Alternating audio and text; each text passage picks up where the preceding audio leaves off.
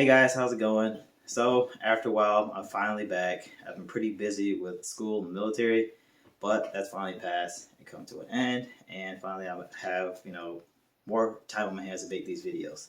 So, as usual, I am making videos, about tips and tricks, how to find stocks. I don't know if you guys saw that video, and, rules that I like to live by when I'm trading. But today, I want to do a more in-depth video on a sector in the market that I think has huge growth potential, and that's going to be in tech. And furthermore, in tech is going to be in SaaS. Now, SaaS stands for Software as a Service.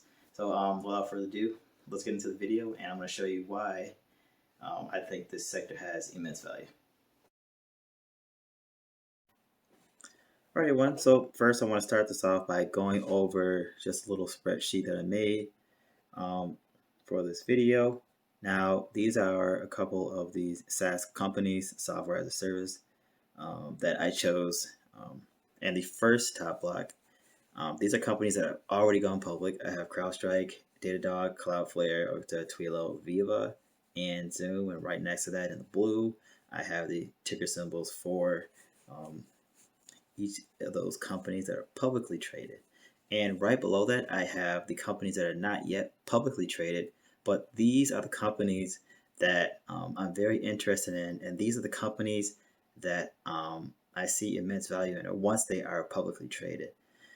So as you see, I have this divided up. We're going back to the top. I have this divided up as the 12-month growth, 12-month growth range, the growth margin, the IPO day return, IPO to date, and year to date. Now, as we can all see, all of these are positive and very bullish. These companies are steadily making money. So first, let's go to the first example that I have at the top, CrowdStrike, and let's take a closer look at that one.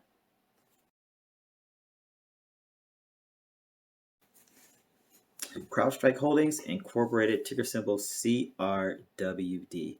Now, guys, when I'm looking at these stocks and doing an overview, I'm not really going to look at everything that this shows me from the key info, stock quote, and stock price chart. What I generally do is go to the stock price chart first, and I look at the chart and see if there's any patterns that I can identify that I've had success with in the past. So right off the back, I see that we have a head and shoulders pattern, and that's around the $100 price point, where we can see it hit, where is it, 1, 2, 3, 4 times for support right there. So that definitely tells me the head and shoulders is definitely a bullish sign. It may not take off directly like you see right here. It may kind of hover back and forth, but then again, that being bullish, I would then do like a call debit spread or call debit put spread. I know some of you guys probably don't know what that is when it comes to options trading, but I love that pattern, and overall I know that pattern's more likely going to go up. Next, we're going to go to key info. I'm going to look at the market cap here. So it's 28.39 billion. Now, this is a large amount of shares available to the public. I generally like to trade low float cap stocks. So just to give you some perspective, I guess, just to say, I like to trade stocks that have 200 million shares available to the public. So you can obviously see that this is far exceeding that. But then again, that's okay, because if I were to trade a company like this, I would trade within the first 2 hours of the market being open. Since the volatility is great, it might go up 2 or 3 points, or go down 2 or 3 points. So definitely with some short option trades, I would definitely think about it, or if not that, just holding that stock for the long term. Next, I'll look at the where is it? The day range right here. It's 128.40 to 134.05. This is a pretty decent range. This gives me plenty of room to, or I guess, assess my wins or assess my losses. So what I would actually do is go back in time and look at the average range, and that would actually go into my, I don't want to say, or I'll try and take that and fit that into my criteria to help me set my stop loss for this stock. So basically, a stop loss is say I place an order, to buy a stock at $10, right? And I don't want to lose more than $10. So I will set my stop loss at 8. But when it hits 8, it'll sell. So I generally like to use this day's range and kind of take an average to set my stop loss. Now I don't only use the day's range to do that. Of course, I use some other factors. Even I might use a 1 minute day chart on Thinkorswim to further solidify my decision. Next, which is really important to me, probably one of the most important aspects I look at this is the day volume. So on the September 10th, we had a volume of 6,500,000. Now, this is more than enough for me to get in and get out of my trades. If your volume is too low, you may have some problems. Say you're in an option. Say you're in a call, right? And the stock's going down, so you're losing money, right? So there may not be a lot of volume. So when you want to sell, there's going to be no buyers within that ticker symbol to buy what you're trying to sell them. So it's absolutely essential that there are lots of people trading the stock, so you have more options you can get in and out of those trades. Next up, Datadog Incorporated, ticker symbol DDOG. Now looking at the stock price chart before, you can see these head and shoulder patterns right here, which I absolutely love. As I mentioned before, this is a very bullish pattern. We can see around March, around when COVID hit, we can see it absolutely took off. And we can see also that it dropped a little bit, but I'm not too concerned about that.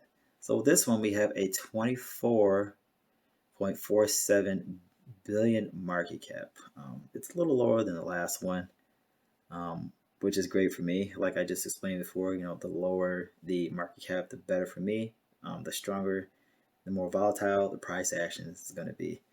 We have a net income of 3.49 million and a revenue of 480.77 million.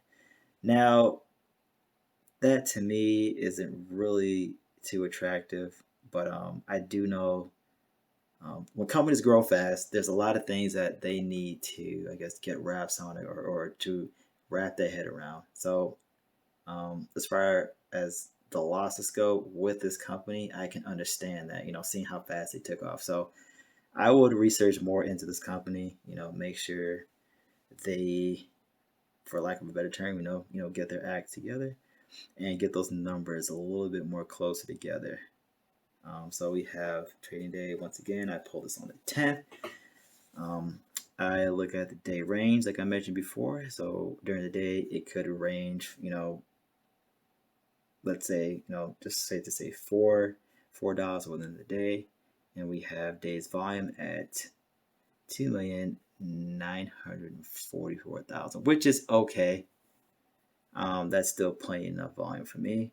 And 52 range is 27.55 to 98.99, which is pretty decent. And we see over a year at the top, we have a 198.78 increase here.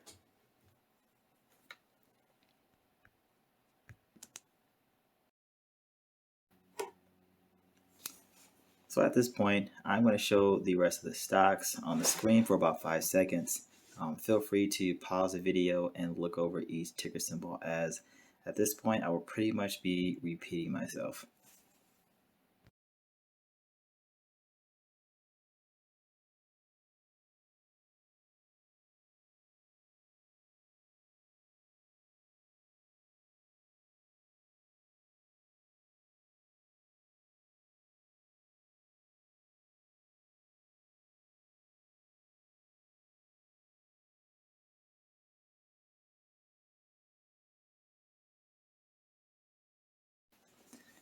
So now moving on to our first IPO. This first financial overview is going to be of Asana.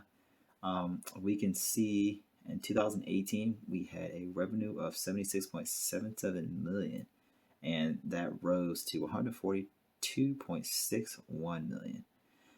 Now we can see that the revenue growth was 85.76%, which is absolutely incredible. But we have a net income loss of 118.59 million. So that's, I guess I could say okay. Like I mentioned before, companies that grow a little bit too fast need time to, work out the kinks within their company.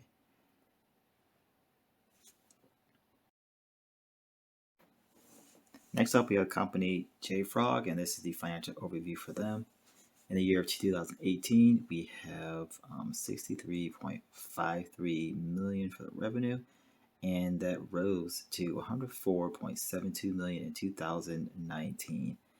And that is a 64.82% growth with only a net income loss of 5.39 million, which is a big improvement from our $26 million loss the year before. So we're definitely seeing some great improvement with this company.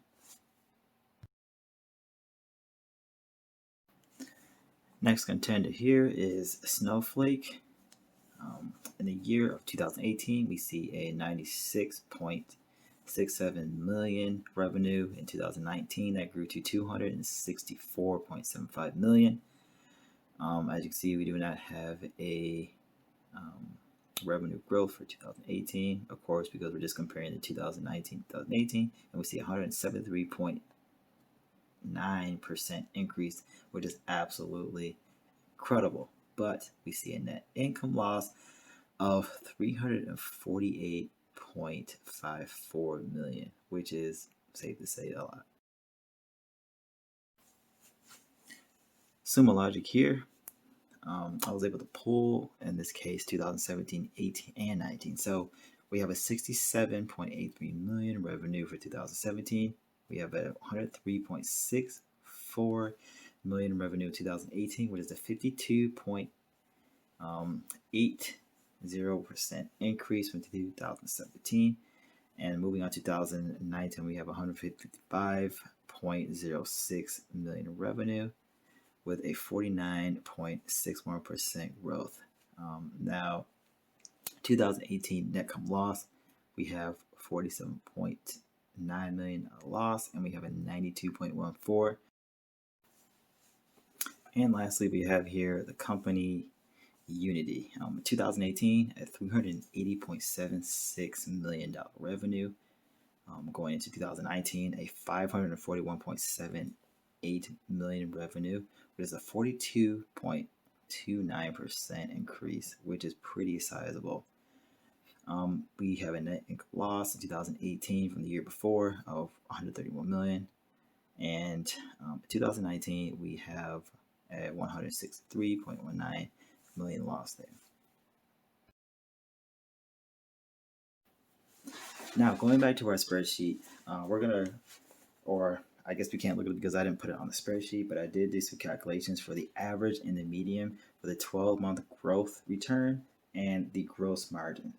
So for the ticker symbols that are already publicly traded, I have an average of 66% growth and a median of 58% growth.